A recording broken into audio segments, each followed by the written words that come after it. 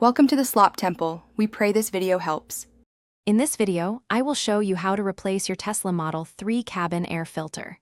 First, it's important to know that Tesla suggests changing these filters every 2 years or after 12,000 to 15,000 miles, depending on your driving conditions. Before we start, make sure you have a clip pry tool, a trim tool, and a T20 Torx screwdriver ready. Also, remember to turn off your vehicle's climate control system to ensure safety during the process. Now, let's get started by accessing the filter housing. Begin by sliding the front passenger seat all the way back and removing the floor mat.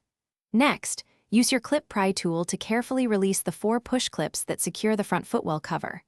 Once those are free, gently disconnect the 2 electrical connectors attached to the cover. Finally, use your trim tool to carefully release the right side panel from the center console, working from top to bottom. With the panels removed, you can now access the cabin filter cover. Locate and remove the T20 screw, or if your vehicle has them, squeeze the 2 locking tabs at the bottom of the cover to release it. You will find 2 filters inside. Carefully pull out the upper and then the lower old filters. When installing the new ones, ensure the arrows on both filters face towards the rear of the vehicle. Remember to fold the filter tabs inward before replacing the cover. To finish up, reinstall the cabin filter cover, securing it with the T20 screw or by engaging the locking tabs.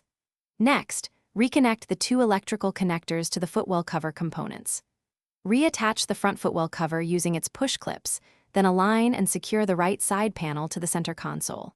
Finally, replace the floor mat and, importantly, reset the cabin air filter maintenance interval through your Tesla's service menu to ensure accurate tracking.